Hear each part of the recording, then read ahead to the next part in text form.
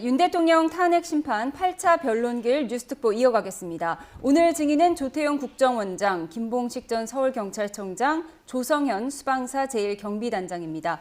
오전에 국정원장 신문이 끝났고요. 지금은 김봉식 전 서울청장의 증인 신문이 이어지고 있습니다. 네, 어떤 이야기들이 오갔는지 지금부터는 원영섭 전 국민의힘 미디어 법률단장, 조기현 더불어민주당 법률위 부위원장과 함께 집중적으로 분석해 보겠습니다. 어서 오십시오. 어서 오세요.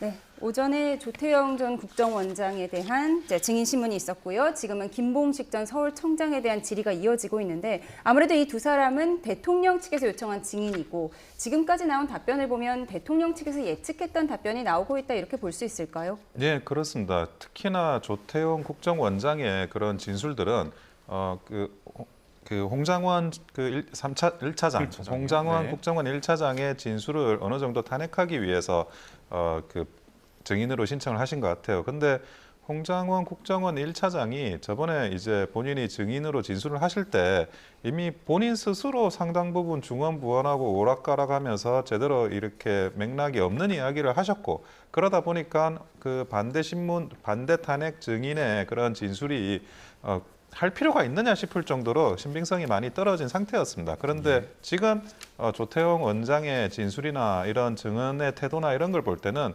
오락가락하는 게 전혀 없고 굉장히 단도직입적으로 이야기하고 있으며 그런 부분에 대해서 일관성이 있기 때문에 굉장히 큰 의미가 있다고 보여지고요. 그리고 김봉식 전 서울경찰청장의 진술도 그 전에 이제 김태현 707 단장이 체포 지시 받은 바 없다. 이야기한 것처럼 그 김 서울경찰청장의 진술 역시 체포 지시 받은 바 없다. 동일한 진술을 하고 있습니다. 예. 알겠습니다. 자, 오전에 이어서 그리고 지금까지 이어지고 있는 증인 신문 과정들 어떻게 보셨어요? 지금 조태용 국정원장을 통해서 홍장원 1차장의 진술을 좀 신빙성을 탄핵해 보고자 하는 의도였던 것 같은데요. 전혀 성공하지 못하고 있는 것 같습니다. 예.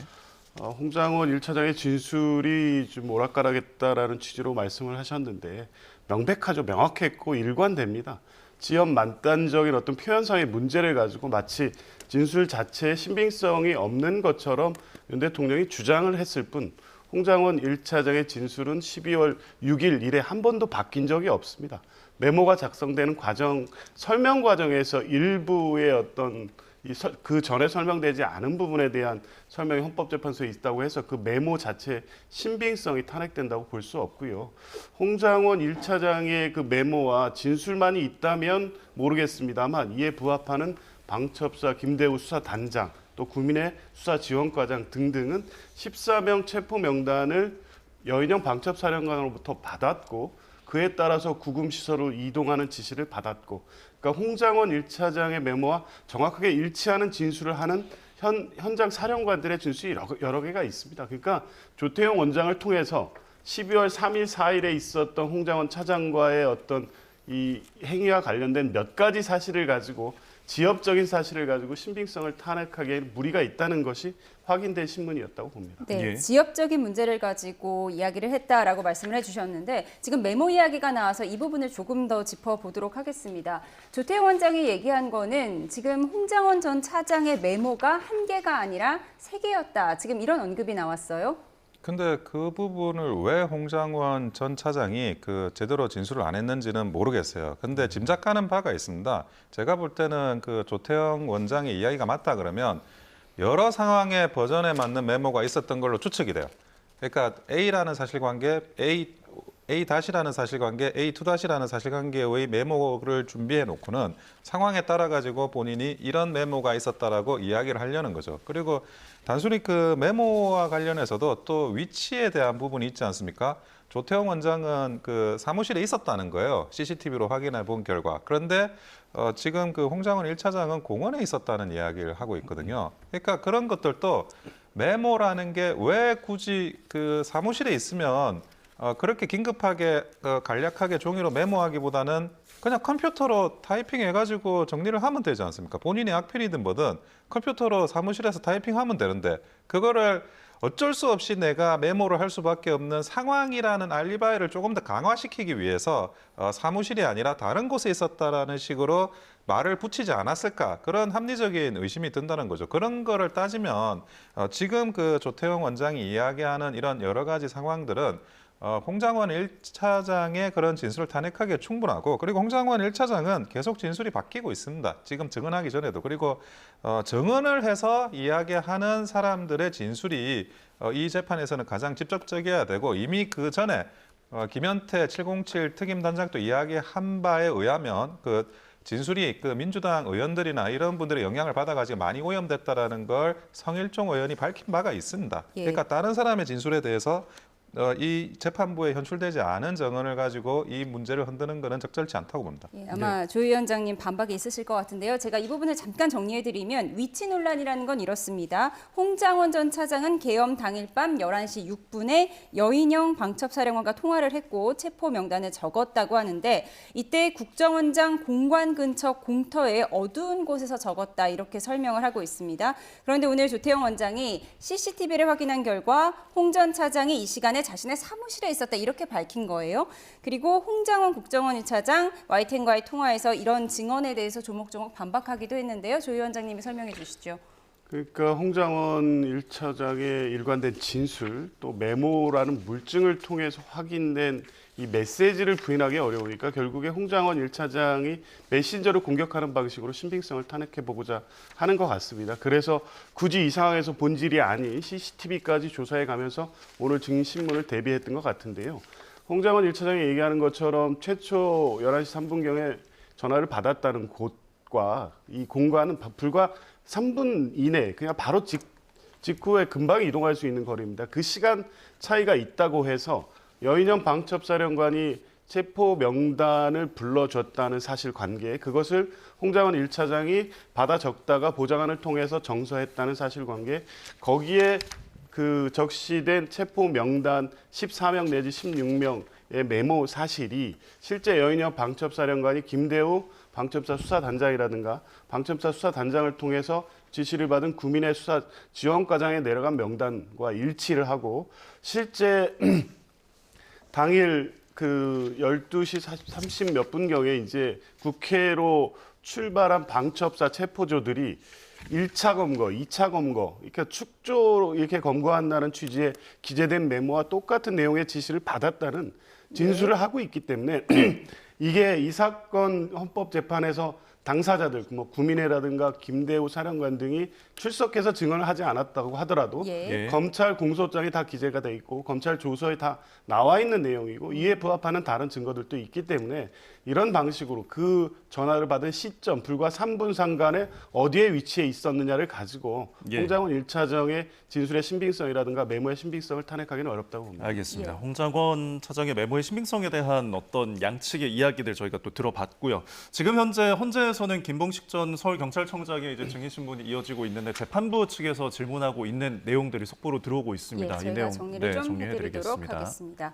먼저 김영도 재판관이 안가회동, 그러니까 계엄 3시간 전에 있었던 안가회동과 관련해서 김용현 전 장관의 A4 문건이 있었는지에 대한 질의가 이어지고 있습니다. 김영도 재판관이 회동 때 조지호 경찰청장과 김봉식 서울청장에게 한 장씩 건넸는지 물었는데 김봉식 청장이 동시에 문건을 받았고 다만 구체적인 설명은 없었다고 답변했습니다. 예, 안가에서 저녁을 못해서 식사는 사무실에 했다라고 김봉식 청장이 덧붙였고요. 안가에서 대통령이 계엄군 출동을 언급했나라는 김영도 재판관의 질문에 질서 유지를 강조하면서 국회 등을 갈 거라 말씀을 하셨다. 그리고 계엄 후에 이진우 사령관과 통화 내용을 이야기를 했는데 답변을 거부했다라는 거고요. 예. 그리고 이진우 사령관이 군도 국회에 간다고 말한 건 맞다라고 김봉식 청장이 또 확인을 했습니다. 예, 그리고 문영배 재판관이 이어서 질의를 하고 있는데요. 검찰 조서에 서명 날인을 할 때 변호인이 입회했는지 확인차 질의를 했다고 합니다. 이 부분은 최근에 논란이 되고 있는 검찰 조서 증거 채택 논란, 이것 때문에 묻는 거겠죠? 근데 그런 걸 떠나서 지금 형사소송법상 검찰의 조서도 내용을 부인하면 재판에서 유죄의 증거로 사용할 수가 없습니다. 현출이 되어서도 안 되고요. 그런데 그 부분에 대해서 그 대통령 측 변호인이 계속 이제 지적을 하고 있는데 헌법재판소는 특히 그 문양배 권한대행은 그거는 뭐 헌법재판과 형사재판은 다르다 그러면서 박근혜 대통령 때 선례를 이야기하면서 증거 채택을 하고 신빙성 문제는 자신들이 알아서 판단하겠다라고 하는 것 같아요. 근데 보통은 이제 그 검찰 조서에 날인은 하거든요. 날인을 거부하는 경우는 사실 잘 없긴 합니다. 근데 그럼에도 불구하고 내용 부인을 통해서 증거 능력을 없애는 거는 또 그만한 여러 가지 상황들 그런 것들이 있어가지고 지금 그런 건데 오히려 그 당신이 날인까지 했으니까 그 말을 내가 이 어떤 탄핵 인용 결정의 그 유죄라고 하기보다는 인용의 증거로 써도 되는 거지라고 하는 그런 굉장히 노골적이고 편파적인 심증을 예단을 내비치는 그런 질문이에요. 이런 질문은 예. 굉장히 부적절한 특히나 그 권한 대행으로서 특히나 부적절한 질문이라고 사료됩니다. 그리고 또 하나의 속보를 전해드리겠습니다. 지금 대통령 측에서 조지호 전 경찰청장이 법정에서 증언할 수 있도록 부탁을 드린다고 얘기를 했고요. 지금 조지호 경찰청장이 병실에서만 8차례 조사를 받았다. 그런데 조지호 경찰청장의 국회 진술 내용과 검찰 조서의 내용이 다른 만큼 다시 법정에서 증언할 수 있도록 부탁드린다라고 얘기를 했습니다. 조지호 경찰청장은 원래 오늘 증인으로 채택이 됐었지만 건강상의 이유로 불출석한 상황이고요. 지금 구속 기소됐지만 보석으로 풀려난 상황이죠. 네, 조지호 경찰청장에 대한 어떤 증언이 대통령 측에서 굉장히 필요한 상황인 것 같습니다. 초기에 비상계엄 직후였을 겁니다. 아마 국회 현안 질의에 출석했던 조지호 경찰청장이라든가 이진호 수방사령관, 문상호 정보사령관 등 지금 대통령이 본인 측에 유리하다고 진술할 것으로 기대하고 또 채택하고 신청한 증인들을 보면 초기 국회에 출석해서는 전부 허위 진술을 했습니다. 그러니까 이렇게 비상계엄 사태를 이미 그 이전에 대통령을 통해서 알고 있었음에도 불구하고 TV를 통해서 봤다고 진술하거나 몰랐다고 진술하거나 이 체포 관련된 내용은 전혀 진술하지 않았고요. 예. 그런데 이제 사건 관련된 실체적 사실들이 확인이 되고 취재가 되고 또 검찰, 경찰 조사가 되면서 사실에 대한 진술을 하게 됩니다. 조지호 경찰청장 같은 경우에도 그날 오후 10시 30분쯤에 대통령이 전화해서 우원식, 이재명, 한동훈 등의 위치 추적을 요구했다는 진술을 했고 실제 체포 관련된 지시를 받았다는 진술을 검찰에서 한 것으로 보입니다. 그러니까 조지호 경찰청장을 불러서 대통령 면전에서 이제 진술을 시킬 경우에 국회에서 진술이 맞지 않느냐는 강요를 할 것이고 그 이제 그 관련된 주장들을 일방적으로 하면 조지호 서울경찰청장 경찰청장 같은 경우에는 본인이 재판을 받고 있기 때문에 진술을 하기 어려울 겁니다. 그러니까 결국에 증언 거부권을 행사할 수밖에 없을 텐데 뭐 이런 상황 자체를 공개함으로써 조지호 경찰청장이 나중에 했던 진술, 그러니까 대통령으로부터 체포 지시, 국회 통제에 관련된 지시를 받았다는 사실에 신빙성이 없다는 주장을 그냥 공개적으로 하고 싶은 것뿐이지 실제 조지호 경찰청장이 최후적으로 했던 대통령의 지시 여부에 대한 신빙성 탄핵을 기대하고 지금 조지호 청장을 무리하게라도 지금 헌법재판소에 소환하고자 하는 것으로 보이지는 않습니다. 네, 그것과 관련해서 헌재에서는 이제 대통령 측에 구체적인 신청 사유를 제출하라라고 언급을 했고 국회 측에서는 조지호 증인 신문의 신청에 대해서는 이제 보류 입장을 밝혔습니다. 저희가 이제 조금 전에 윤 대통령이 또 의견 진술을 한 내용을 가지고 좀 이야기를 해보도록 하겠습니다. 윤석열 대통령, 김용현 전 국방장관이 국회 경비 차원에서 경찰 지원을 요청한 것이다. 그리고 국방장관의 이 두 경찰청장을 소개해 주려고 안가에서 만난 것이다. 그러니까 계엄 이제 당일에 3시간 전에 있었던 대통령 안가 회동에 대한 이야기를 이제 전달하고 있는데요. 그리고 김용현 전 장관 그림 그려가면서 이 경력 배치에 대해서 설명을 했다는 겁니다. 김용현 국방장관이 당시 국방장관이 직접 경찰 간부들에게 설명을 했다는 걸 강조하는 대목인 것 같습니다. 그리고 조금 전에 김봉식 전 서울청장에 대한 증인신문을 마치고 지금 휴정한 상황이라는 속보까지 전해드립니다. 결국은 지금 이 국회 경찰 경력이 투입되는 게 이 윤 대통령 측에서는 결국 이것도 질서 유지 차원이라는 주장이잖아요. 그러니까 그 계엄군에 대해서 정확하게 이해를 할 필요가 있는데요.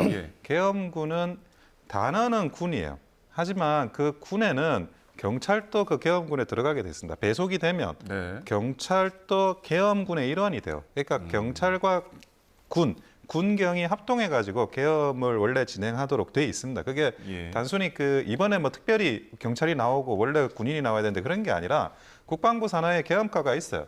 그리고 매년 이런 그 최소한의 간이한 훈련을 하고 있는 상황입니다. 근데 특히나 군 같은 경우에는 원래는 그 이런 내부의 도시의 정확한 위치나 이런 것들까지는 지리를 잘 몰라요. 근데 그걸 아는 그 핵심은 이제 경찰이고 특히나 이제 서울경찰청이죠. 그러니까 그런 그 최소한의 질서 유지를 위한 인력 배치 그리고 가장 국회든 어디든 가까이에 존재하는 인력들, 경비 인력들이 경찰 인력들이기 때문에 같이 이렇게 협력해가지고 일이 진행될 수밖에 없습니다. 근데 지금 그거를 협력해서 일을 하겠다라고 하는 사전 설명이 그게 마치 뭐 대단한 내란 모의인 것처럼 이야기되는 거는 그거는 부적절하고요. 그리고 결국에는 체포 지시의 핵심이지 않습니까? 근데 체포 지시가 핵심이 되는 거는 국회의원인 경우에는 현행범인 아닌 이상 영장 없이 체포를 할 수가 없거든요. 그런 예. 부분에 대해서 입증을 하려고 하는 건데 지금 김봉식 전 서울경찰청장도 체포 지시를 받은 바가 없다고 분명히 이야기를 하고 있습니다. 그러니까 이런 부분을 오히려 집중을 해야 되고 이런 뭐 경찰하고 아니면 군하고 이렇게 한 자리에 만났다, 뭐 설명했다. 예. 이것이 어떤 부분에 있어가지고 잘못이라고 이야기를 하는지 그 부분도 뭐 저는 정확하게 드러나고 있지는 않은 걸로 예. 보입니다. 예. 지금 뭐 지시는 받은 적이 없다라고 이야기는 하지만 이제 국회 측에서 김봉식 전 청장에게 이제 증인 신문을 했을 때 이 안가 회동 당시에 받았던 그 문건에 대한 것들을 좀 질의를 했는데 거기에 이제 무엇이 써 있느냐고 하니까 첫 줄에 이 2200 국회 이것에 대해서는 이제 기억을 한다라고 했거든요. 결국은 지시는 따로 하지 않았지만 이 문건 속에 그 지시가 담겨 있는 건 아닌지 하는 생각이 드는데요. 그러니까 소위 말하는 뭐 쪽지로 표현되기도 하고 문건으로 표현되기도 하지만 이 각 그 장관들 또 청장에게 배부됐던 것은 계엄 실행 지시문입니다. 그러니까 각 부처 장관들, 그 국방장관이면 장관, 방첩사령관 또 경찰청장에게는 각각의 이 권한에 맞게 비상계엄에서 의도한 바를 실행시키기 위해서 구체적 지시를 다 했던 것들이죠. 그 내용 중에 아마 2200 시간으로 표시된 것으로 보입니다만 이거는 이 당초에 장악하려고 했던 시설들의 시간대별 계획을 적시해 놓은 것으로 보입니다. 그러니까 이제 그렇게 보면 뭐 계엄 지시 문건이고 뭐 이미 안가 회동을 통해서 경찰에는 사전에 제시를 해서 실제 이제 계엄군이 투입될 때도 특임단장도 이 헌법재판소에서 증언을 했지만 최초는 확보하고 봉쇄하는 게 목표였습니다. 그러니까 당초에 가서 국회의원들이 국회에 들어와서 해제 결의를 못하게 할 목적으로 경찰과 계엄병력이 최초 동원됐다고 보는 게 합리적이죠. 왜냐하면 질서 유지를 계속 반복해서 얘기하는데 거기에 계엄군이 가지 않았다면 질서가 혼란해질 아무런 이유가 없습니다. 대통령이 계속 주장하는 것처럼 경고형 계엄이었고 국회 해제 결의를 통해서 하게 되면 받아들일 거라고 했으면 그냥 가만히 두면 됩니다. 국회에는 아무런 혼란이 없었습니다. 당일 12월 3일 10시 30분경에 국회 주변에 무슨 일이 있었습니까? 그냥 정상적이고 평화롭게 시민들이 오가고 그리고 국회는 국회대로 뭐 대부분 다 퇴근했을 거 그런 상황이었습니다. 거기에 질서 유지의 필요성이 왜 있어서 비상계엄 선포 전에 안가 회동을 통해서 그런 지시를 했겠습니까?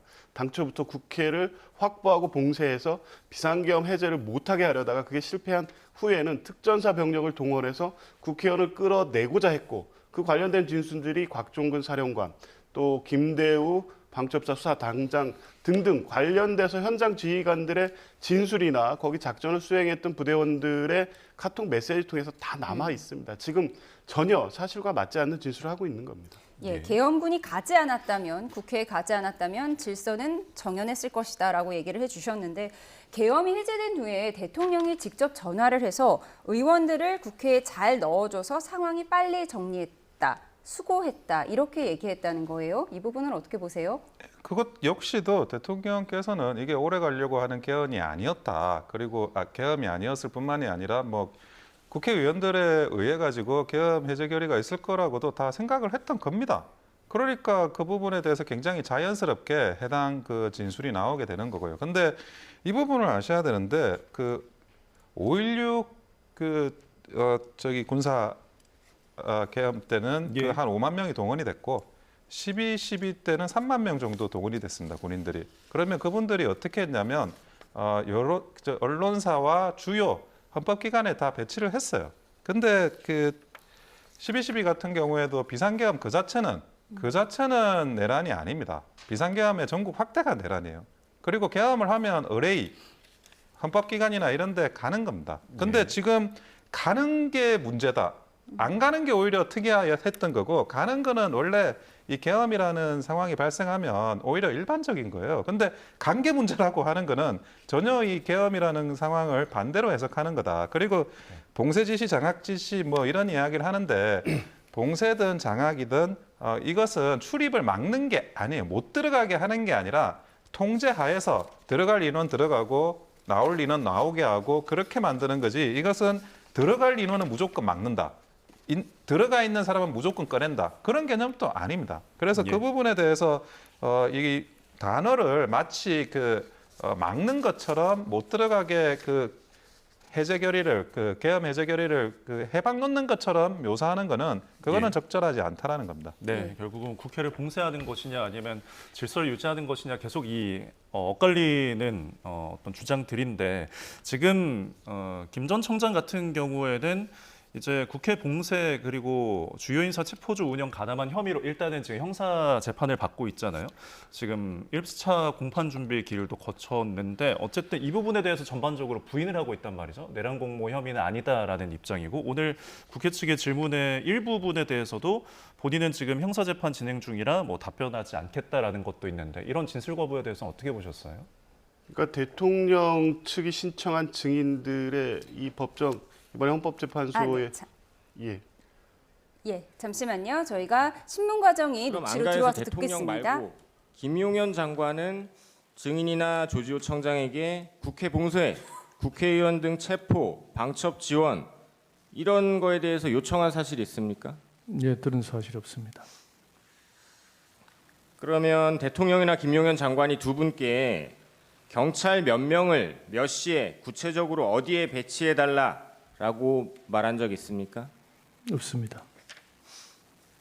1차 국회 통제 관련 묻겠습니다. 증인 안가에서 나와서 서울청으로 가셨죠? 예, 예, 가서 들어가면서 주진우 경비부장한테 전화하셨고 주진우 경비부장 최창복 경비안전계장에게 야간에 운용 가능한 기동대가 6개, 360명 정도임을 확인하셨죠. 예. 근데 다만 저는 그 당시에 그렇게 보고를 했는 것다고 하는데 제가 인식한 것은 5개 기동대 300명으로 계속 인식을 하고 있었습니다. 네. 그럼 5개 또는 6개 기동대를 그래서 국회 쪽으로 이동시키셨죠. 그 5개 기동대는 원래 국회 쪽에 근무하고 있는 경력이었습니다. 네, 전장현 대비를 예, 전장현 때문에 철야 근무를 하고 있는 경력이었습니다. 근데 국회 문에 배치한 건 그 이후죠. 예, 이 경력은 결국 대통령의 경찰이 질서 유지 잘해달라라는 지시를 이행하기 위한 것이었죠. 뭐 비상계엄이 현실화되고 비상 상황이니까 당연히 그런 우발 사태 방지 차원에서 경찰이 경력을 배치하는 걸로 그런 차원에서 했습니다. 국회 출입문이 1문에서 7문까지 7개 맞습니까? 예, 그럼 경찰 아까 300명이라고 정정하셨는데 국회 문 한 개마다 4-5명의 경찰이 배치됐었겠네요. 예, 뭐 구체적인 경력 배치는 그 경비부장과 밑에 경비계장 실무자들이 했기 때문에 제가 네. 다 알지는 못합니다. 그럼 22시 23분 비상계엄이 선포되었을 때 당시 국회 상황은 어땠습니까?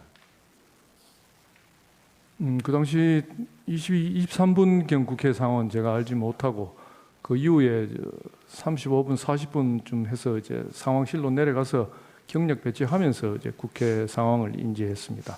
뭐 평온한 상태였습니다. 계엄 선포 이후에도 처음 한 25분 정도는 국회 문마다 경찰을 배치하긴 했지만 전면 통제는 안 했었어요. 그렇죠? 47분 이전까지는 전혀 그러니까 평상시와 같이 누구나 출입할 수 있는 상황이었습니다. 네. 그 이후에 22시 방금 말씀하신 47분 또는 48분경 1차 통제가 이루어졌죠. 예, 계엄이 선포된 22시 23분부터 이 1차 통제가 시작된 22시 47분경까지 약 22분 동안은 국회 출입이 제한되지 않았죠. 예, 그때는 누구나 출입할 수 있는 상황이었습니다. 그래서 계엄 초반에 많은 시민들, 뭐 일부 국회의원들, 보좌관, 국회 직원, 기자 등 들어갔죠. 뭐 어느 정도 들어간지는 뭐 제가 인지하지는 못했습니다. 자유롭게 출입은 가능한 예. 상태였죠. 그 처음에는 전면 통제 안 하다가 갑자기 통제하게 된 경위가 어떻게 됩니까?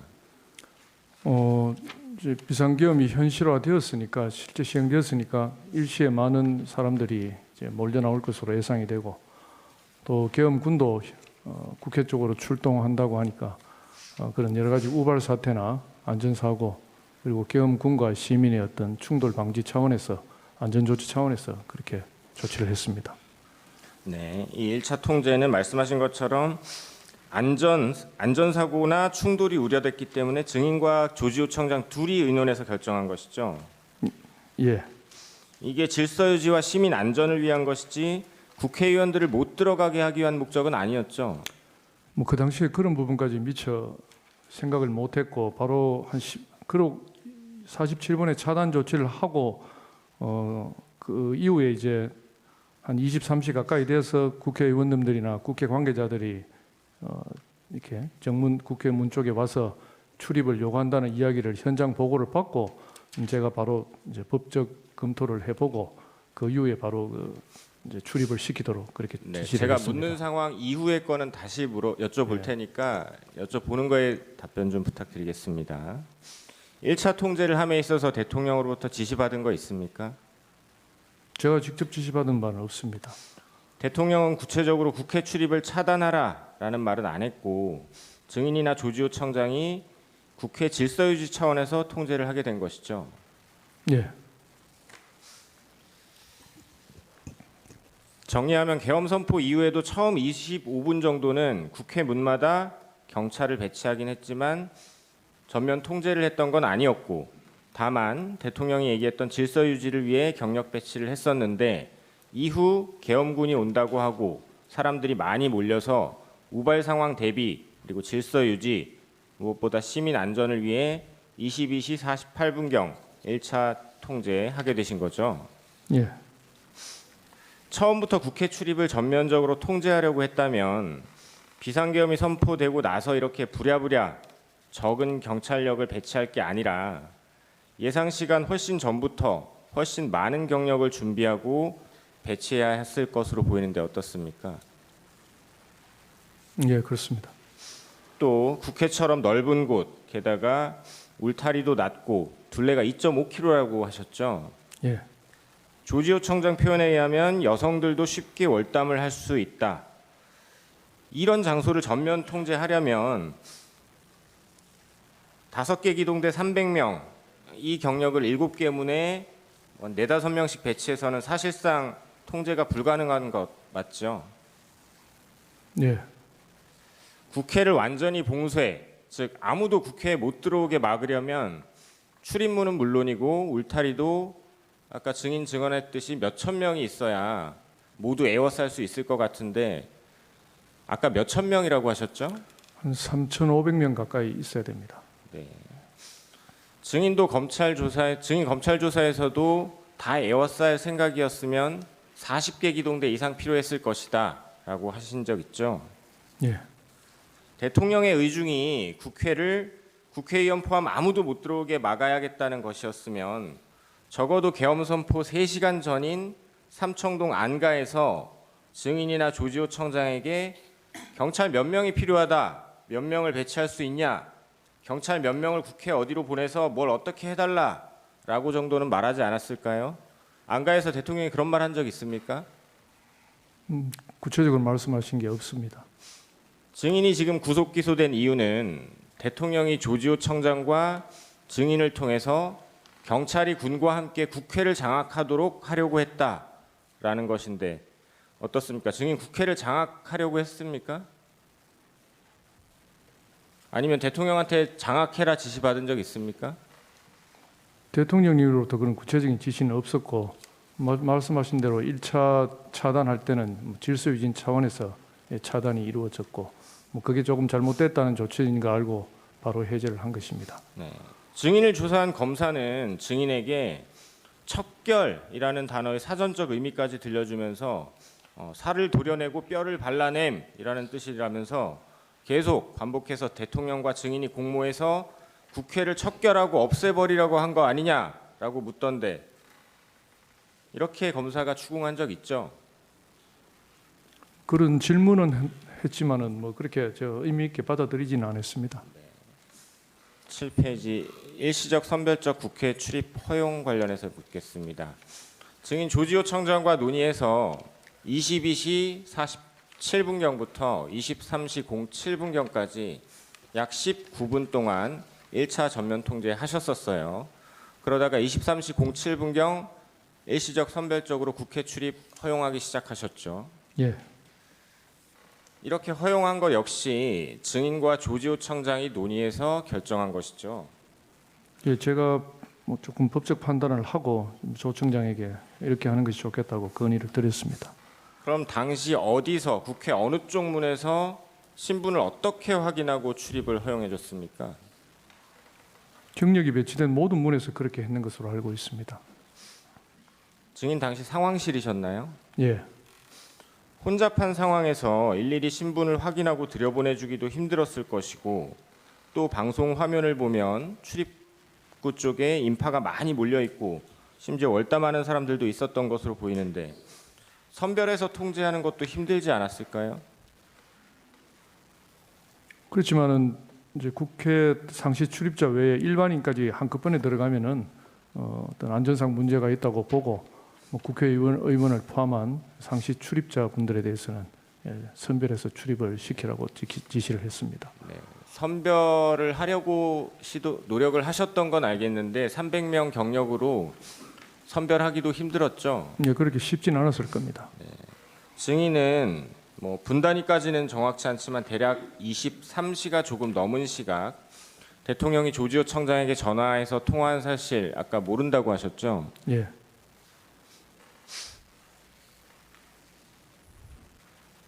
1차로 전면 통제했다가 풀게 된 경위가 증인이 국회 현장에서 국회의원들이 항의한다라는 보고 받았기 때문이죠. 예, 그 보고 받고 증인이 조지호 청장에게 똑같이 보고를 해서 23시 06분경부터 출입증 있는 사람들 허용한 거죠. 예.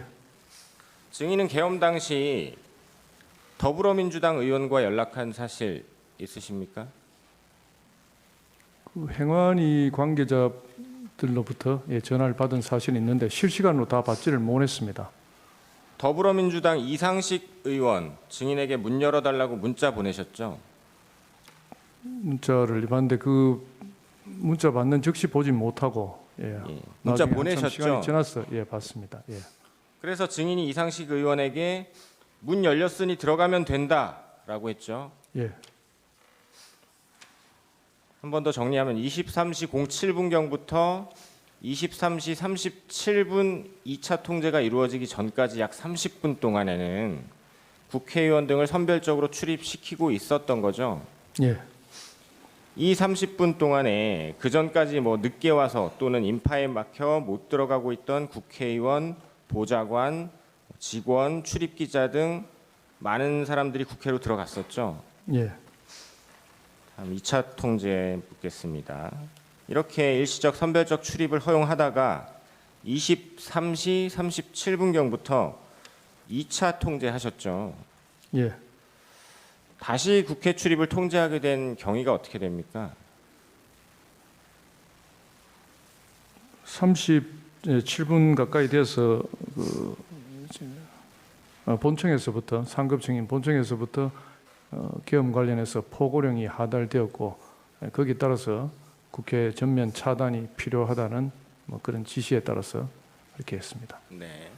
이 2차 통제 조지호 청장이 지시한 거죠. 예, 2차 통제가 시작된 23시 37분 전에 증인은 대통령으로부터 직접 국회 통제 지시 받은 사실 있습니까? 없습니다. 조지호 청장이 증인에게 2차 통제를 지시할 때 이것이 대통령의 지시다라는 말 하던가요? 그 부분은 듣지 못했습니다. 2차 통제 이후에도 실제로는 국회의원들이 국회로 많이 들어갔죠. 예, 담이 낮아서 이렇게 담도 넘어가고 여러 가지 방법으로 들어갈 수 있다고 생각했습니다. 네. 증인이 조지호 청장 지시로 2차 통제를 실시한 23시 38분경 이후에도 현장으로부터 국회의원들이 들여보내달라고 항의한다는 보고받은 적 있습니까? 그 부분은 정확히 기억이 없습니다. 네. 그 말은 곧 2차 통제 이전에 들어가려 하던 국회의원들 대부분이 국회로 들어간 것이거나 2차 통제에도 실제로 전면 통제가 쉽지 않아서 국회로 출입하는 것이 가능했던 얘기로 보이는데 어떠십니까? 이 자리에서 제 주관적인 판단을 말씀드리기는 곤란한 것 같습니다. 네. 종합 질문 드리겠습니다. 증인 이 사건 계엄과 관련해서 12월 3일 저녁 삼청동 안가에서 대통령 만나서 경찰이 질서 유지를 잘 해달라라는 이야기를 들은 것 한 번, 그리고 12월 4일 오후 증인 오전으로 기억하시는데 대통령이 증인이 국회의원들 선별적으로 잘 출입시켜줘서 빨리 잘 마무리됐다 이런 격려 전화 받은 거 한 번, 이렇게 딱 2번 외에 대통령으로부터 직접 또는 전화로 또는 다른 누군가를 통해서든 어떤 방식으로라도 계엄과 관련된 지시 받은 거 있습니까? 없습니다. 대통령으로부터 국회를 전면 봉쇄하라, 국회의원들이 국회에 못 들어가게 막아라, 계엄 해제 의결을 못하게 막아라, 체포해라, 끌어내라 이런 지시 받은 적 없으시죠? 예, 없습니다. 그럼 대통령의 지시와 무관하게 증인이 계엄 당시에 경찰에 국회의원 못 들어가게 막아라, 계엄 해제 의결 못하게 막아라, 체포해라, 끌어내라. 피청구인 본인께서 말씀하십시오. 간단히 말씀드리겠습니다. 계엄 당일 저녁 7시에 국방장관이 제게 찾아와서 국회 경내에 배치하는 군의 숫자가 너무 적다 보니까 이 외곽 경비를 경찰에 좀 지원 요청을 좀 하는 것이 맞겠습니다라고 해서 제가 그냥 전화를 해서 국방장관하고 만나게 해 주려다가 이게 관할 장관이 아니기 때문에 소개하는 뜻에서 이제 삼청동에서 이렇게 만나게 됐고요. 그날 이제 제 재판관님들께 좀 이해를 돕기 위해서 말씀을 드리면은 제 기억에는 종이를 놓고 장관이 우리 2분 경찰청장하고 서울청장에게 국회 외곽에 어느 쪽에 경찰 경력을 배치하는 게 좋겠다라고 해서 이렇게 그림을 그리고 하는 거를 제가 봤습니다. 숫자가 얼마인지는 모르겠습니다만은 그래서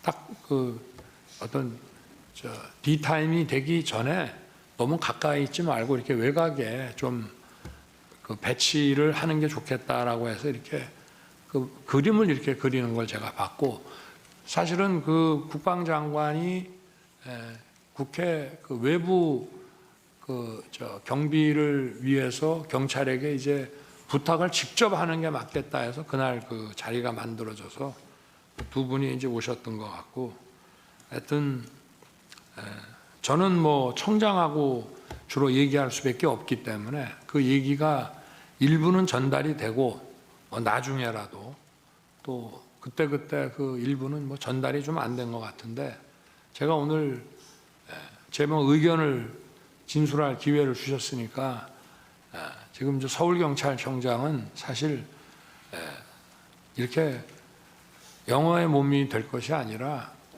자기 그 상황에서 맡은 임무를 제대로 해서 칭찬을 받아야 될 사람이라는 생각을 오늘 그 양쪽의 신문 과정을 통해서 이렇게 느꼈습니다. 감사합니다. 예, 정인 수고하셨습니다. 예, 돌아가십시오. 그러면은 삼청동 안가에 가신 얘기부터 제가 여쭤보겠습니다. 예, 안가에 가시게 된 거는 대통령 경호처장 박정준의 연락을 받고 간 것이죠. 예, 대통령이 찾으신다고 했으니까 그 당시에 서울청에 당시 대통령이 관심을 가질 만한 이슈나 현안이 있는지 확인해 보거나 아니면 예상 질문에 대한 답변을 준비하셨을 수도 있을 것 같아서 여쭤봅니다. 그렇게 했나요? 아닙니다. 특별히 이거는 뭐 현안이 없었기 때문에 전 예, 어떤 현안에 대해서 물어본다고 생각하지 않았습니다. 경찰청장과 서울청장의 증인을 같이 불렀다는 건 들어서 알았죠? 예, 경찰 출신인 경호처장과 단순히 저녁 식사 자리일 것이라고 생각하고 갔습니까? 예, 저 생각은 개인적인 생각은 그랬습니다. 뭐 결과적으로 한 10여 분 만에 나왔고 결국 저녁 식사는 못 하셨죠? 예, 대통령이 부른다고 하는데 용건이 무엇일지 이런 거 생각 안 해봅니까? 시간대가 저녁 시간대였기 때문에 뭐 간단하게 식사하면서 격려하실 수는 있겠다 정도만 생각했습니다. 그로부터 이틀 전인 12월 1일 저녁에 저녁 9시경에 김영현 장관의 전화를 받은 사실이 있다고 했죠? 예, 비화폰으로 전화가 왔고요. 그때가 처음 통화라고 예, 했습니까? 처음 통화했습니다. 예.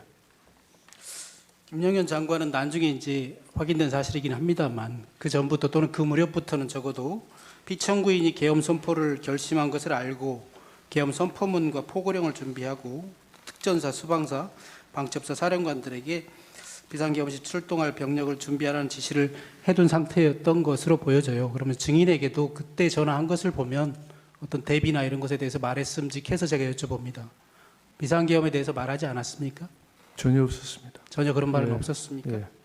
김영현 장관이 처음으로 전화한 것인데 피청구인의 지시로 전화한 것이라는 말은 하던가요? 아닙니다. 어떤 말을 하던가요? 전화로? 서울청장으로 부임해서 열심히 잘 하고 있다고 대통령께서 칭찬이 있으셨다. 이렇게 그 정도. 그러니까요. 피청구인이 증인에 대해서 치하하는 말씀을 하셨다고 말을 했잖아요. 그 치하한다면서 증인에게 전화해서 내 뜻을 전하라 이런 얘기도 없었다. 아니 그런 전화라는 취지는 아니고 대통령께서 칭찬하시더라 하면서 그래서 저는 뭐 단순한 격려 전화로 받았는데 다름 아닌 국방부 장관이 전화가 와서 저도 조금 뭐 약간 이게 생뚱맞다는 생각이 들긴 들었습니다. 그 삼청동 안가에서 피청구인이 한 말 혹시 기억나는 대로 말해줄 수 있나요? 정확한 워딩은 기억나지 않습니다. 제가 한번 말해볼게요. 종북 좌파 세력들이 사회 곳곳에서 나라를 혼란스럽게 하고 탄핵도 남발되고 있고 예산도 마음대로 해서 정부가 일도 못하게 하고 있다. 이런 취지의 말씀하신 거 기억납니까? 주로 비상계엄의 사유에 대해서 이렇게 말씀을 좀 많이 하신 걸로 기억납니다. 그래서 이제 결국은 내가 그래서 비상계엄을 선포할 수밖에 없다라는 이유로 이런 말씀을 하셨다 이 말인가요? 그러니까 현 시국 상황과 비상계엄 하게 된 배경에 대해서 좀 말씀하신 것 같습니다. 그 당시에 피청구인으로부터 부정선거에 관한 얘기는 들은 기억이 있으십니까? 그 부분은 기억이 나지 않습니다. 그래서 결국 오늘 밤 12시에 비상계엄을 내가 하려고 한다 이렇게 말했나요? 그 22시로 예. 네, 오늘 밤 10시. 예. 그리고 예. 뒤에 물어보겠습니다만 그때 A4 문건 한 장 받으셨죠? 예. 거기에도 첫 줄에 2200 국회, 그러니까 22시 국회라는 문건도 기억은 나시죠? 전체적으로 기억이 나지 않고 제가 좀 정확하게 기억이 나는 것은 2200 국회. 아마 그 네, 부분이 제일 앞에 있었기 때문에 기억이 납니다. 그게 제일 앞에 예, 있었던 기억이 거고 납니다. 그 부분은 기억나시는 거고요. 예. 또 이런 얘기도 했나요? 계엄이 선포되면 계엄군이 국회와 여러 곳을 나갈 텐데 국회 통제도 잘해달라 이런 말도 했나요? 그 부분은 예, 형사재판이 진행 중인 관계로 답변드리지 않겠습니다. 그 국회 말고 다른 장소에 대해서 얘기한 것은 없나요? 정확한 내용이 기억나지 않습니다. 기억나지 않습니까? 증인이 그 수사기관에서 조사받을 때 보니까 그 당시에 개인적인 가정사에 대해서도 얘기했는데 했다고 했거든요. 그 개인적인 가정사라는 게 뭔가요? 이 자리에서 답변 드리는 건 적절치 않은 것 같습니다. 비상계엄을 선포할 수밖에 없는 이유를 주로 설명한 거잖아요. 그러면서 개인적인 가정사도 얘기한 것은 맞지만 이 자리에서 말하고 싶지 않다 이런 말씀이신가요? 예. 이거는 이제 비상계엄을 왜 선포하게 됐는지 이유와 동기와 관련돼 있기 때문에 그리고 뭐 증인도 아시다시피 증인도 놀랬다고 했지 않습니까? 45년 만에 비상계엄으로 온 국민이 지금 혼란스러워하고 있고 왜 도대체 이런 비상계엄을 선포했는지 궁금해합니다. 비록 개인적인 가정사라고 얘기했지만 지금 이 자리에서 말해줄 수 없나요? 아니 그런 부분이 뭐 지금 뉴스에 나오고 있는 그런 부분과는 좀 전혀 결이 다른 부분들입니다. 뉴스에 어떤 내용이 나오는지 저는 잘 모릅니다만. 뭐 그 여러 가지 뭐 어떤 특검이라든지 이런 부분하고는 전혀 관련이 없는 부분들입니다. 관련은 없지. 지극히 개인적인 대통령님 지극히 개인적인 부분이라고 저는 그 당시 느낌을 받았습니다. 예, 알겠습니다. 지극히 개인적인 일이지만 지금 이 자리에서 말하고 싶지 않습니까? 예. A4 문건에 대해서 여쭤볼게요. 피청구인이 있는 자리에서 김영현 장관이 A4 문건을 건네줬습니까? 예. 그러면 그 증인하고 조지호 경찰청장에게 각각 한 장씩 나눠줬다고 했는데 그것도 맞죠? 예. 적어도 그럼 피청구인이 주는 장면을 볼 수는 있었겠네요. 한 테이블에 같이 앉아 있었으니까요. 예. 22시 국회 말고 다른 장소들에도 시간이 적혀 있었던 것은 맞습니까? 시간과 장소가 몇 군데 적혀 있었던 걸로 기억하고 있습니다. 김용현 국방부 장관한테서 A4 용지 한 장 받았다고 했잖아요. 예. 그때 그 대통령도 같이 있는 자리에서 받았나요? 예, 이렇게 대통령님과 장관님, 저 조조 청장 네 사람 그러니까 4인이 앉아 있었습니다. 예, 그때 이제 한 장씩 조지호 청장 하나, 증인 하나 이렇게 줬다는 거죠. 예. 예. 혹시 그 설명 안 해줬어요? 이게 뭐라고? 뭐 문건에 대해서 구체적인 설명은 없었던 걸로 기억합니다. 설명 없었고. 예. 그 아까 그 안가에 있었던 시간이 10분 정도라고 하셨는데 그럼 식사 안 하셨어요? 그때? 사무실 돌아와서 했습니다. 돌아와서 그 분식 먹었다는 게 그겁니까? 예. 7시 20분에 모이라고 불렀는데 그러면 당연히 저녁 먹을 거라고 간 거 아니에요? 뭐 그러니까 저녁을 못 하고 그냥 나왔기 때문에 사무실 와서 식사를 했습니다. 예, 예.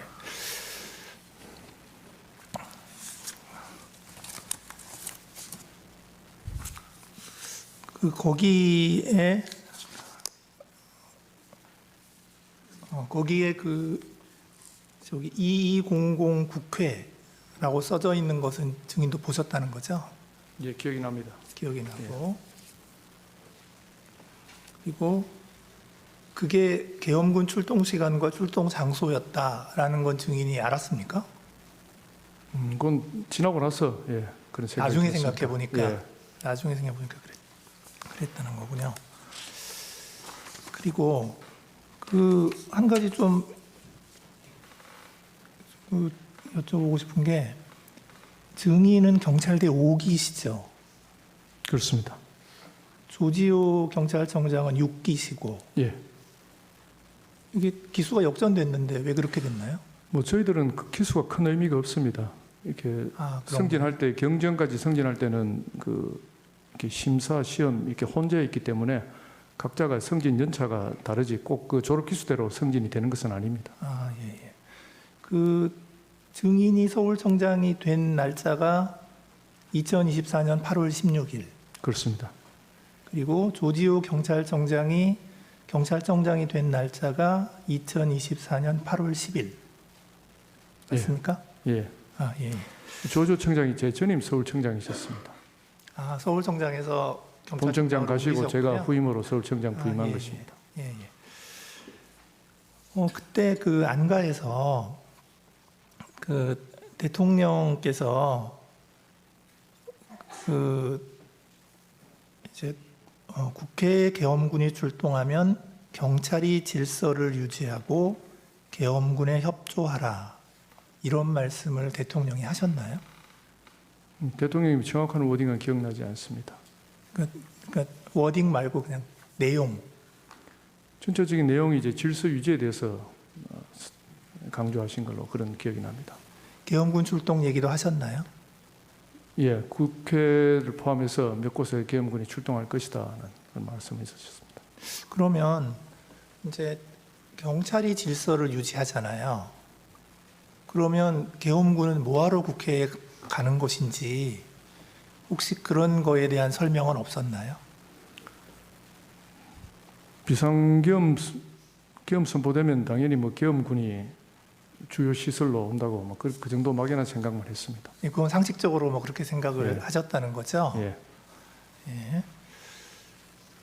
그래서 그 증인은 그냥 계엄군이 국회와 여러 장소에서 출동을 하니까 그냥 경찰은 사회 전반적인 질서 유지해라 뭐 이런 정도로 알아들었다. 지금 그 증인은 그 정도 알아들었다는 거죠? 예. 예. 그 이제 안가에서 돌아오면서 그 조지호 경찰청장하고 그 같은 차에 탔어요. 조지호 경찰청장의 관용차를 타고 예. 왔는데 그러면 증인의 관용차는 어디 갔습니까? 저는 보통 어디 장소에 가면은 차를 돌려 보냅니다. 왜냐하면 식사하는 동안에 기사도 기다려야 되기 때문에 보내고 뭐 제가 식사하고 나면은 보통 제가 대중교통을 이용해서 오기 때문에 뭐 그런 루틴화된 제가 습관이 그렇습니다. 예, 그래서 자연스럽게 그냥 예. 한 대로 왔는데 그때 이제 증인이 그 조지호 청장께 이런 얘기를 했다는데 뭐 비상계엄을 정말 하시겠습니까? 이 FTX 가상훈련 시나리오 같은 거 하시려는 게 아닐까요? 이런 얘기 했습니까? 증인이? 형사재판 관련 사항이라서 네. 말씀드리고 올라갑니다. 예. 그 조지호 청장이 대통령께서 기강 확립 차원에서 우리를 시험하는 건 아닌가 싶기도 합니다. 이렇게 대답했다는데 혹시 그런 대답 들은 적 있습니까? 그 부분도 예 답변 드리겠습니다. 네네. 이제 그래서 증인이 이제 그 혹시 비상계엄이 아니더라도 훈련 상황이 발생할 수도 있으니 제가 사무실로 돌아가서 몇 가지 좀 챙겨보겠습니다. 라고 말씀드렸다는데 그런 말씀드렸습니다. 그런 말씀을 하셨죠. 그러니까 조지호 청장께서 뭐 알겠습니다. 그렇게 하시죠. 뭐 그렇게 대답하셨죠. 예. 예. 자, 이제 그리고 나서 이제 실제로 비상계엄이 선포됐잖아요. 그 선포되고 나서 그 22시 30분경에 이진우 수방사령관이 증인에게 전화했다고 했죠. 예. 예. 무슨 얘기했나요? 전체적인 대화 내용에 대해서 말씀드리기는 공소 사실 관련이라서 예. 양해 부탁드립니다. 그냥 간단하게 제가 여쭤보고 싶은 거는, 그러니까 자기들도 국회에 간다. 요건 알려준 거죠? 예, 그런. 예. 그래서 이제 그 대통령께서 계엄군이 국회로 간다라고 한 것이 이런 거구나 하고 이제 증인이 생각했다는 거고, 맞습니까? 예. 예.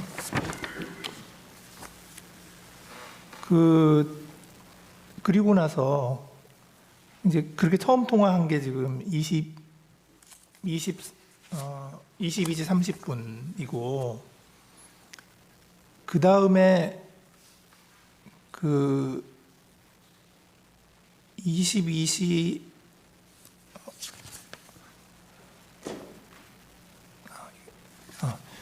그 다음에 지금 이진우 사령관이 전화를 2번 더 했죠. 네, 정확한 횟수, 전체적인 8회 정도만 제가 알고 있습니다. 8번이나 했나요? 예. 그러니까 완전히 그날 밤에 상황이 끝날 때까지 계속 전화하셨군요. 주로 거기다 전화가 왔었습니다. 그러니까요. 이제 왔겠죠. 예. 근데 왜 자꾸 전화가 왔나요? 앞서 말씀드렸듯이 뭐 잘 못 들어가고 있다는 그런 내용이었던 걸로 기억하고 있습니다. 아, 그러니까 협조 좀 부탁한다 뭐 그런 네. 내용이었나요? 네.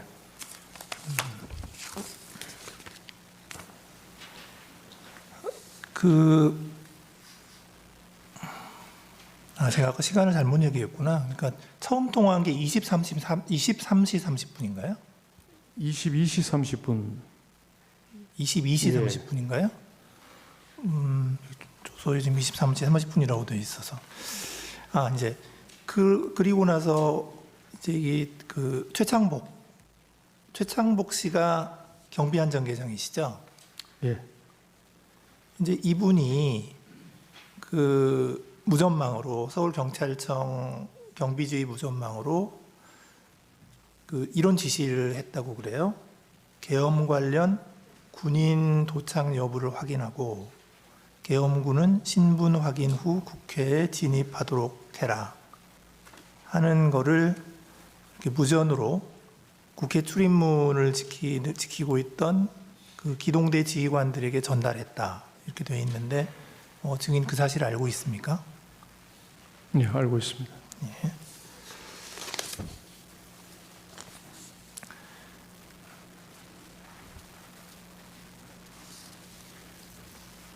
그 다음에도 하여튼 그 이진우 수방사령관께서 전화를 하신 다음에 뭐 이제 협조 부탁한다고 하면 그걸 좀 그 증인의 지휘계통에 따라서 좀 얘기를 한 적은 있었죠.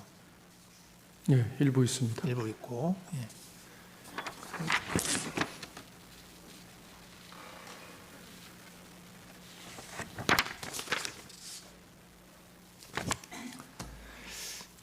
그래서 그날 그 증인이 그 이진우 수방사령관으로부터 연락받은 것은 그냥 전체적으로 다 계엄군이 국회에 들어갈 수 있도록 협조해달라 이거밖에 없는 거죠? 예. 뭐 추가로 딴 거는 없으시고. 네, 다른 내용은 없습니다. 예, 감사합니다. 그 증인이 수사기관 조사받을 때 변호인 입회 하에 조사받으셨나요? 예. 그다음에 진술 내용 확인하고 조서에 서명 날인하셨나요? 예. 예, 수고하셨습니다. 증인 신문과 관련해서 네. 증인 신문과 직간접적으로 말씀드릴 게 한 1분 정도 있습니다. 지금 그 청구인 측 뭐 신문상에도 그렇고 청구인 측이 신청한 증인이기도 하고 조지호 증인의 경우에 뭐 행안이나 뭐 이런 데 불려나간 거 외에도 경찰로부터 한 3번 그리고 긴급 체포 구속되고 나서 검찰에서도 한 10번 피의자 조사를 받았고 그 10건의 조서가 지금 제출까지 돼 있는 상태입니다. 그래서 뭐 그 병실에서도 계속 조사를 받았습니다. 병실에서만 8회 조사를 받았는데 길게는 7시간까지도 받고 그래서 불출석 사유서를 낸다고 해서 낸다고 하더라도 꼭 이 법정에 나와서 증언할 수 있도록 해주셨으면 좋겠습니다. 추가적으로 좀 잠깐 말씀드리겠습니다. 그 조지호 증인 같은 경우에 이 사건 첫 번째 국회 봉쇄, 두 번째 의원 끌어내는 거, 세 번째 체포하는 거 이 3가지가 모두 다 연관되어 있는 증인입니다. 아마 그래서 국회 측에서도 가장 유리한 증인이라고 생각을 해서 첫 번째 증인으로 신청을 한 것으로 보입니다. 그런데 일단은 조지호 증인이 지금 계속 나오지를 않고 있고 피신 조서는 10회나 있는데 그 내용을 보면은 그 이후에 전부 다 진술된 것이고 계엄이 끝나고 난 다음에 바로 직후에 진술했던 행안위에서의 진술과 법제사법위원회에서의 진술 이 피신 조서의 내용과 상당 부분 좀 다른 부분들이 되게 많이 발견되고 있습니다. 봉쇄와 관련돼서도 마찬가지이고 그다음에 또 의원을 끌어내라고 전화를 받았다는 부분도 마찬가지이고 특히 아까 재판관님께서 오전에 그 조태용 국가정보원장을 신문하시면서 여인영 방첩사령관과의 체포 문제도 12월 9일 법제사법위원회에서는 위치 확인이라고 분명히 얘기를 했습니다. 체포란 얘기를 초반에는 하지 않다가 국회 측 소추위원인 정청래 의원이 위치 확인이 곧 체포 아닙니까? 라고 큰 소리 치면서 가이드라인을 제시하니까 그때부터 모든 진술이 체포로 다 바뀌어요. 그래서 그런 것들은 조금 잠깐만요. 주심 수명 재판관님이 한 말씀하시죠. 조지호 증인은 저희도 2번 불렀는데 지금 계속 몸이 안 좋다 그래서 안 나온다고 지금 하고 있는 상황인데, 그러면 청구인 측에서는 구인까지도 생각을 하십니까? 그렇지 않다. 네. 그러면 유지를 하십니까? 그 상태가 많이 안 좋다고 들어서요. 저희는 철회하겠습니다. 철회하신다는 네. 취지세요? 네. 저희는 신청 계획 있고 구인까지 원합니다.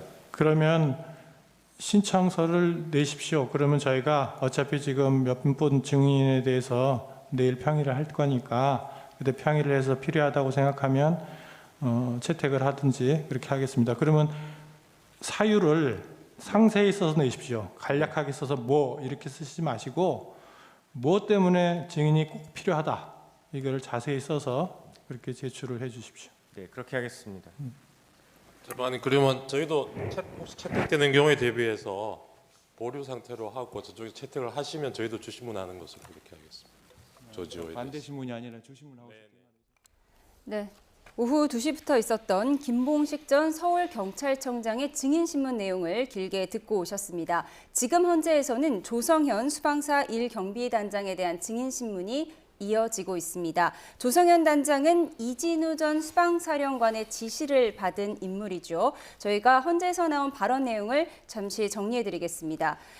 이진우 사령관이 상부에 누구 지시인지 언급하지 않았고 특정한 임무를 부여하지 않은 채 국회로 가라고 했었다. 그런데 체포라는 표현으로 부여된 임무는 없었지만 4일 0시 45분쯤에 국회의원을 끌어내라고 지시했다라고 발언을 했습니다. 네, 국회 내부로 들어가서 의원을 끄집어내라. 이진우 사령관이 그런 지시를 해서 들었다라는 이제 발언을 했고 수방 사령관에게서 직접 지시를 받았다라는 내용입니다.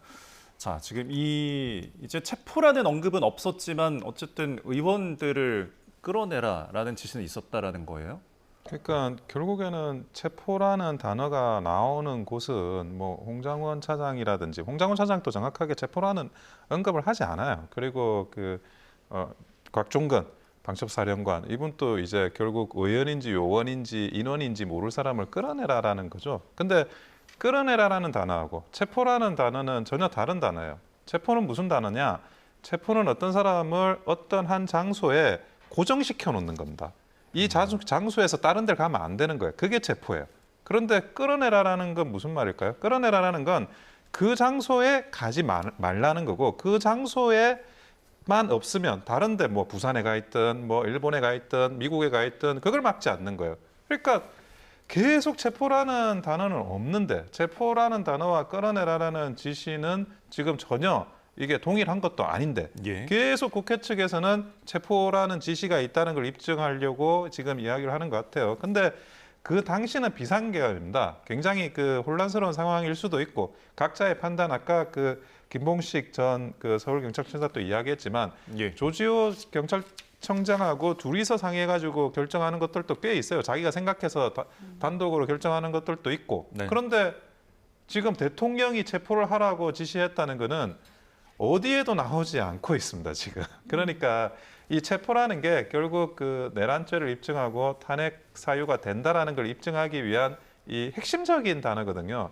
현역 의원은 현행범이 아니고서는 체포할 수 없다가 헌법의 규정이에요. 만약에 체포를 하라고 지시를 했다 그러면 그게 위헌적인 어떤 내란이며 탄핵 소추 사유가 된다. 그런 논리 때문에 계속 체포라는 단어에 집착을 하는데 어디에도 체포를 하라고 그런 내용은 나오지 않는다. 그 말씀을 분명히 드립니다. 이진우 사령관이 이제 5차 당시에 그 부분에 대해서 이제 증언들을 거부를 했잖아요. 본인이 이제 기소 상황이어서. 그래서 지금 이 현재에서 유일하게 직권으로 채택한 증인인데 조성현 단장이 지금 4명이 일조가 되어서 체포를 해라, 끌어내라는 것은 뭐 지시를 그런 말은 들은 적이 없다, 기억이 없다라고 이제 오늘 이 자리에서 얘기를 했습니다. 그런데 끌어내란 지시에 대해서 상당히 당황했다라는 거예요. 이 부분 어떻게 볼 수 있을까요? 그러니까 당초에 특전사도 그렇고요, 수방사도 그렇고 실제 일선 지휘관들이나 출동하는 부대원들은 임무 자체도 모르고 어디로 가는지도 모르고 출동한 상황이었다고 합니다. 예. 그러니까 실제 지휘관들, 특전사령관이라든가 방첩사령관 등은 알고 있었지만 하급 뭐 지휘관들은 몰랐던 상황이죠. 그러니까 갔을 때 도착한 장소가 국회고 예. 국회 본회의장이나 본관 안에 있는 국회의원들을 끌어내라는 지시가 도대체 어떤 것을 의미하는지 몰랐을 겁니다. 그러니까 당황했을 겁니다. 그런데 이제 일관되게 하달된 지시, 그 목적은 분명하게도 국회의 계엄 해제 결의를 무력화하기 위해서 의결 정족수를 채워지지 않게 하기 위한 의도로 지시가 내려갔던 것으로 보여지고 그건 예. 박종근 사령관의 진술을 통해서 확인되고 오늘 조성현 1경비단장도 똑같은 취지로 얘기하고 있는 것으로 보입니다. 조금 전에 이제 체포와 끌어내라는 게 이제 혼용이 되면서 체포라는 표현이 없었다거나 그래서 뭐 끌어내라는 것이 크게 의미가 없는 것처럼 주장되기도 하고 뭐 이렇긴 하는데요.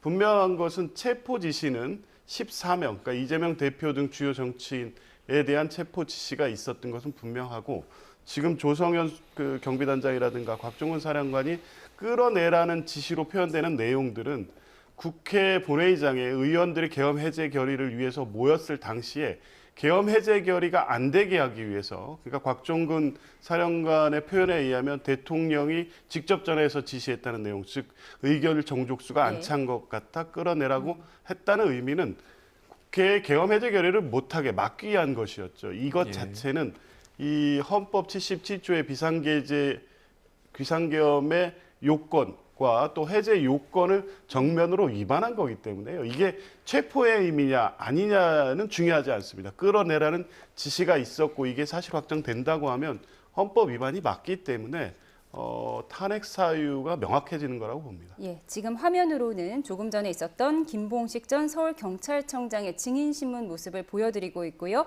지금 현재 헌재에서는 조성현 수방사 1경비단장의 증인신문이 이어지고 있습니다. 예. 증인신문 내용을 보면요.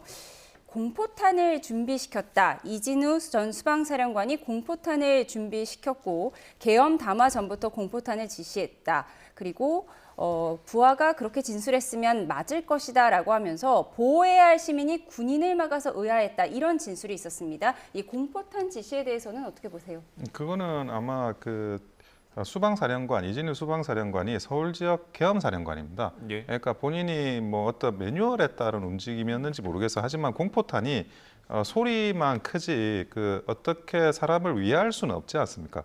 그리고 이미 유튜브나 이렇게 많은 화면으로 그 당시에 그런 그 특수전 사령부 소속의 그런 병사들의 그런 내용들이 있는데 거기 보면 다 탄창을 끼워 놓지 않고 있어요, 총에.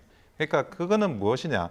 결국 이제 탄창을 꼽아 놓지 말라라는 이야기도 별도로 제가 볼 때 들은 것 같고 그러면 공포탄이냐 실탄이냐 뭐 공포탄이라도 위해할 수도 없지만 그 공포탄조차도 누구나 사람들이 볼 때는 그 탄창이 꽂아져 있지 않다 그러면 공포탄조차도 쏠 의사가 없다라는 것 그 현장에서 명확했던 거고요. 그리고 그게 부합하는 진술은 김현태 단장이 지금 하고 있습니다. 그리고 조성현 이분이 지금 증언하는 거가 결국 그러면 그 지시를 대통령으로부터 받았느냐 그런 건 아니지 않습니까? 예. 그리고 또 한 가지 이진우 그 수방사령관의 이야기 중에 그 검찰발로 나왔던 누설됐던 이야기 중에 하나는 4인 1조로 사람을 이렇게 끌어내면 된다라고 했는데 150명이 필요한데 4인 1조로 만약에 끌어내려고 했다 그러면 인원이 600명이 최소 필요합니다.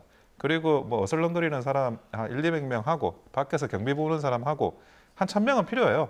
그런데 300명 투입해가지고 이것을 뭐 누구를 끌어낸다 4인 1조로 그거는 애초에 별로 맥락이 맞지 않는 그런 이야기라고 보여집니다. 예. 지금 조성현 수방사 1경비단장에 대한 증인신문이 이어지고 있고요. 이 내용 원영섭 전 국민의힘 미디어 법률단장 그리고 조기현 민주당 법률위 부위원장과 분석해봤습니다. 두 분과는 여기서 인사드리겠습니다. 고맙습니다. 네, 고맙습니다.